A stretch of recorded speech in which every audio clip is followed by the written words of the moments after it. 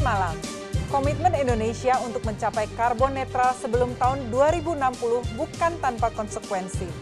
Ribuan triliun biaya investasi energi terbarukan harus disiapkan agar pembangkit listrik kita tidak lagi mengeluarkan emisi. Belum lagi persoalan BBM kendaraan bermotor, emisi industri, hingga gas LPG. Jika tidak hati-hati melakukan transisi, alih-alih menyelamatkan bumi, ekonomi dapat terimbas karena kebijakan ini. Topik inilah yang akan kita bahas malam hari ini bersama saya Frederika Widiasari Dewi. Inilah Economic Challenges dalam episode Ongkos Transisi Hijau.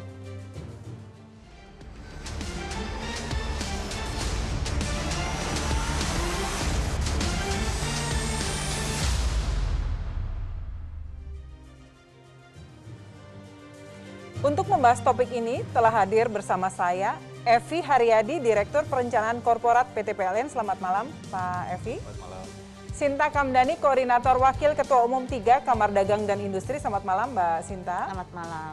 Surya Dharma, Ketua Umum Masyarakat Energi Terbarukan Indonesia. Selamat malam, Pak Surya. Selamat malam. Dan telah bergabung bersama kami di studio melalui sambungan Zoom, Monty Giriana, Deputi 3 Kementerian Koordinator Perekonomian Republik Indonesia. Selamat malam, Pak Monty. Selamat malam. Sebelum memulai diskusi, kita saksikan tayangan berikut ini. Perubahan iklim merupakan ancaman bagi kelangsungan umat manusia.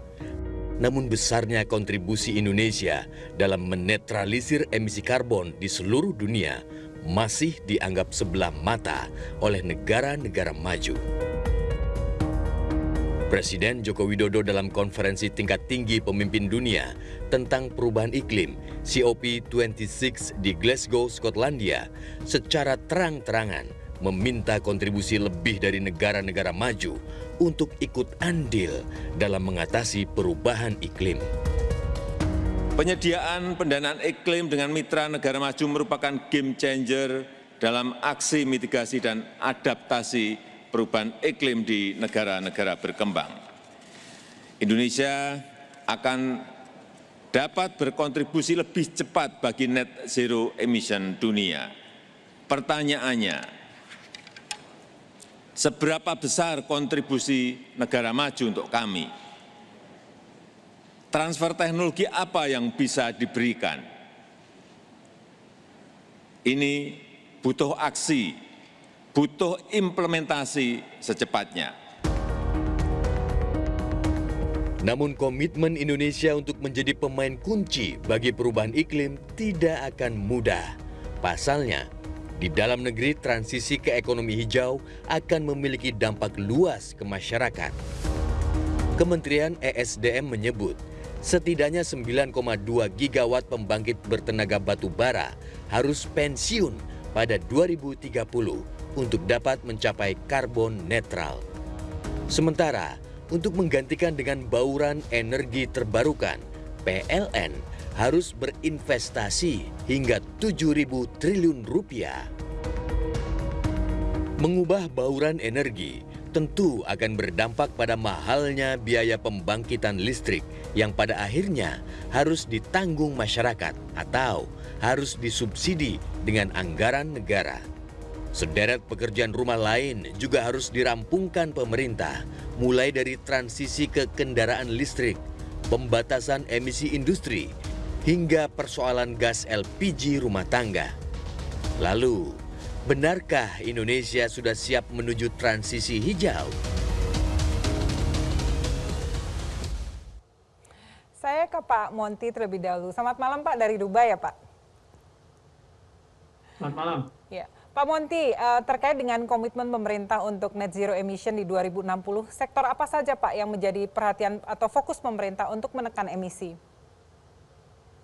Baik, terima kasih. Memang emisi ini bukan pekerjaan satu sektor ya, tapi merupakan portofolio.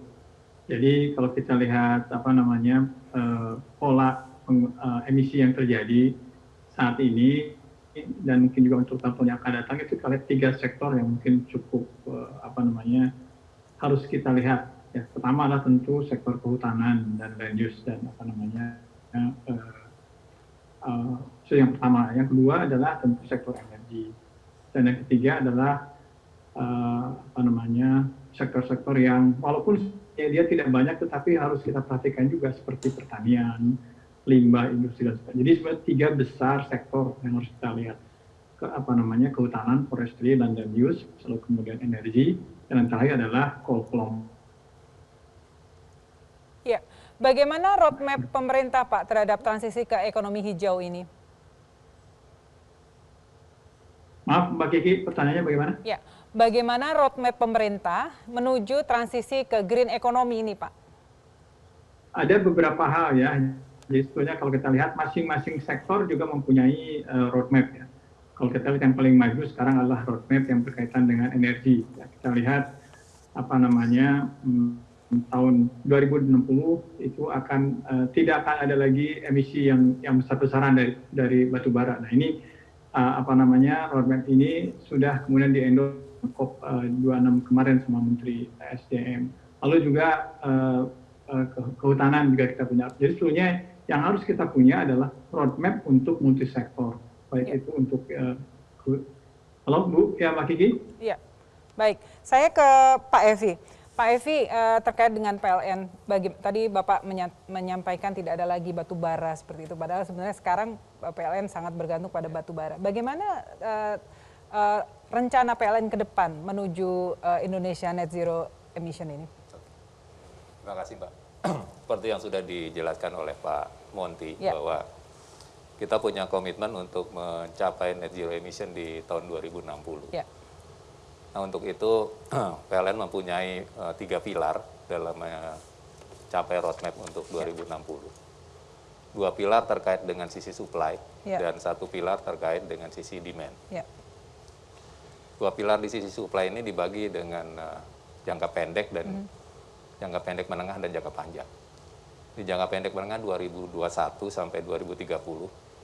Kami bersama-sama dengan sektor, dalam hari ini Kementerian SDM sudah membangun satu RUPTL yang greener, dan di sana sudah ada proyek-proyek yang untuk menjawab kebutuhan dari komitmen kita di 2025 untuk 23%, dan juga memenuhi NDC di 2030 sebagai komitmen Paris Agreement. Itu yang pilar pertama.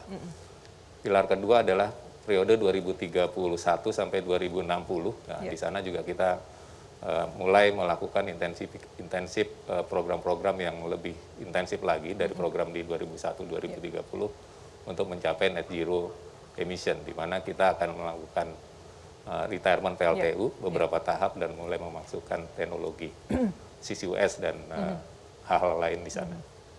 Sisi demand yang pilar ketiga adalah kita membangun dan membuat dukungan, mensupport dukungan untuk munculnya teknologi-teknologi atau masuknya seperti electric vehicle, kemudian juga electrifying lifestyle, sehingga emisi yang muncul dari sisi transportasi dan juga dari sisi pemakaian kompor gas itu bisa dieliminir. Kalau dengan pembangkit listrik yang saat ini sudah dengan tenaga batu bara ini Pak ya, itu akan diapakan Pak Evi ke depan?